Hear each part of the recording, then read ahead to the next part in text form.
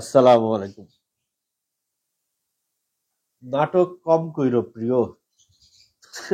নাটক কম কইরো প্রিয়, এরকমই একটা ডায়লগ ছিল। যাই হোক, এই ডায়লগটা মানে এই কথাটা খুব বলছে একটা মেয়ের ব্যাপারে, অনেকেই বলছেন এই কথাটা।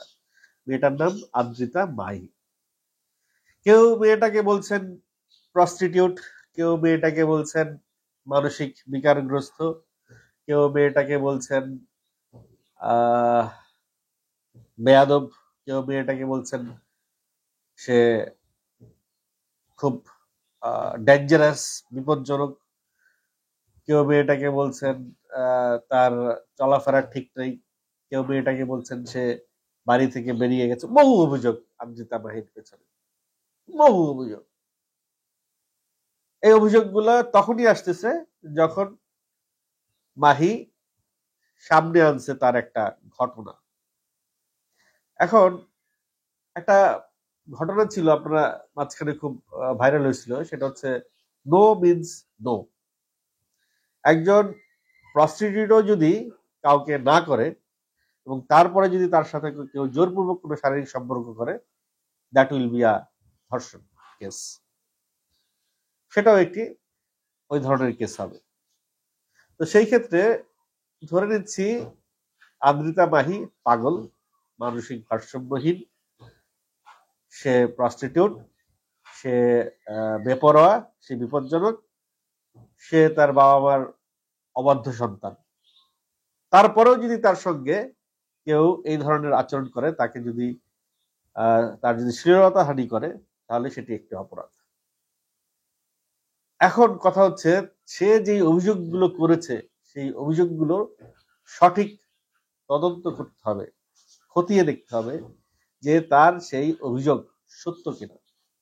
একটা মেয়ে কখনোই তার সম্ভ্রম নিয়ে কথা বলবে না যদি সে সুস্থ মস্তিষ্কের হয়। আমি আবার বলছি, যদি সে সুস্থ মস্তিষ্কের হয়।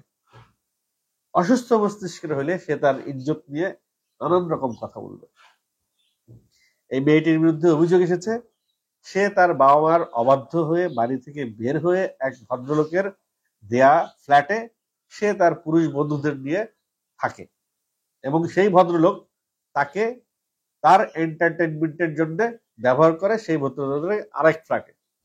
এবং সেই ভদ্রলোকের সঙ্গে মাহি তার বন্ধুদের পরিচয় করায় দিলে সেই ভদ্রলোক মাহির সেই বান্ধবীদের সঙ্গেও একই আচরণ করার চেষ্টা করে, যদিও মাহি সেই ভদ্রলোককে তার স্বামী পরিচয় দিয়েছে। আর সেই ভদ্রলোক বলছে আমার তো ছেলে সন্তান আছে, আমি কেন তাকে বিয়ে করব, আমি তো তাকে আমার জাস্ট অন্য একটা অভাব পূরণের জন্য ব্যবহার করি। এই ধরনের ভয়াবহ অভিযোগ এসছে মাহির বিরুদ্ধে। এই অভিযোগগুলো খতিয়ে দেখা উচিত, এই অভিযোগগুলো সরাসরি আমলে নেওয়া উচিত। এবং এই অভিযোগগুলো, এখন আমাদের দেশের সিস্টেমটা হচ্ছে যে অভিযোগ আসলে কেউ যদি থানায় মামলা বা জিডি না করে, তাহলে পুলিশ প্রশাসনের কোনো এখতিয়ার নাই সেটাকে খতিয়ে দেখা। হ্যাঁ, পুলিশ নিজে বাদী হয়ে কিন্তু মামলা করতে পারে। এই ক্ষেত্রে আমার মনে হয় প্রশাসন নিজে বাদী হয়ে এটার এগেনস্টে একটা ডায়েরি করে এটার খতিয়ে দেখা উচিত যে মাহির আসল ঘটনাটা কি। সে কিন্তু বিশাল একটা এলিগেশন হচ্ছে। সে বলছে ছাত্র লীগের দুইজন তাকে সম্ভ্রমহানি করেছে, অর্থাৎ ছাত্র লীগের উপরে সে একটা অভিযোগ এনেছে। এবং দ্বিতীয় সে অভিযোগটা এনেছে সমন্বয়কারীদের উপরে। এই সমন্বয়কারীরা তার সেই বিষয়টা ইগনোর করছে এবং যারা তাকে সম্ভ্রমহানি করছে তারা খুব স্বাধীনভাবে ঘুরে ফিরে বেড়াচ্ছে, কিন্তু এই সমন্বয়কদের বলার পরেও তারা এটার বিরুদ্ধে এটার এগেনস্টে কোনো ব্যবস্থা নেয়।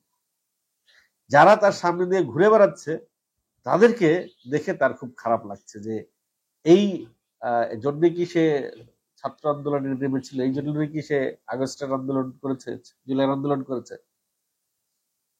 তার কথায় যথেষ্ট যুক্তি আছে, কিন্তু তাকে যখনই অভিযোগ আছে তার বিরুদ্ধে, তাকে যখনই আইনের আশ্রয় নিতে বলা হয়, যখনই বলা হয় সেই ছেলে দুটাকে সে চিনতে পারবে কিনা, সে বলে চিনি না।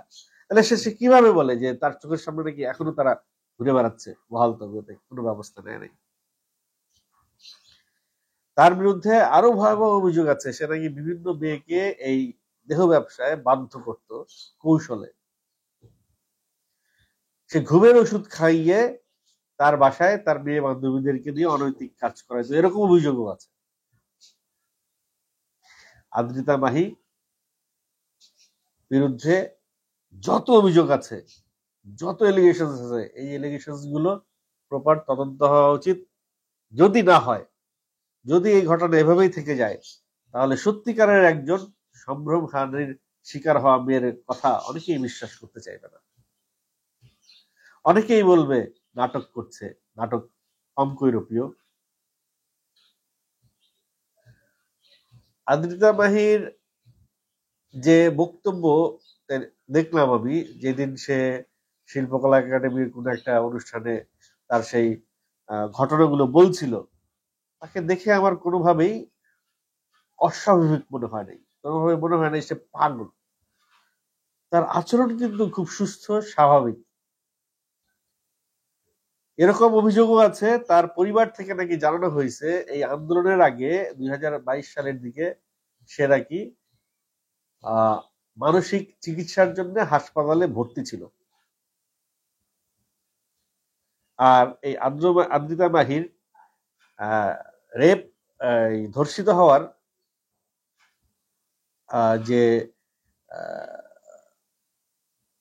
অভিযোগ, এটা নতুন না।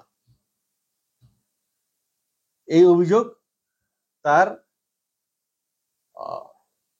শুধু যে ওই ছাত্রলীগের দুজনের বিরুদ্ধে তা না, এটা তার এক বয়ফ্রেন্ডের বিরুদ্ধে ছিল, এটা তার এক পাঠাও ড্রাইভারের বিরুদ্ধেও ছিল। অর্থাৎ সে বিভিন্ন জায়গায় নাকি এই সম্ভ্রমহানির শিকার হয়ে যায়। একটা মানুষ কতবার সম্ভ্রমহানির শিকার হয়, একটা মানুষ কতবার এটা হওয়ার পরেও সে আইনের আশ্রয় নেয় না, সে মেডিকেলের আশ্রয় নেয় না, সে পরিবারকে জানায় না।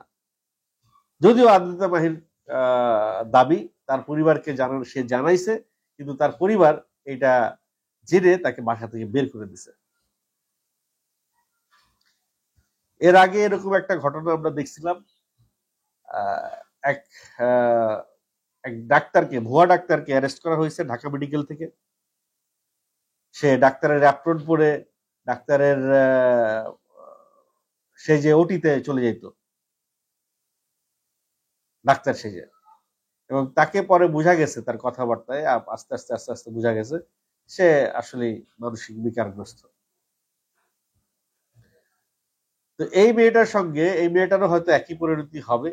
একে নিয়েও হয়তো খুব শিগগিরই বিভিন্ন চ্যানেলে ছোট ছোট প্রোগ্রাম হবে, টক শো হবে, ওর ইন্টারভিউ নেওয়া হবে, এবং সে যেভাবে তার কথাগুলো বলে আমার মনে হয় সব ইয়েতে গিয়েও অন্য ওই মেয়েটির মতো হয়তো সেও তার কথা মধ্যে সে পেঁচা যেতে পারে, ধরা খেয়ে যেতে পারে।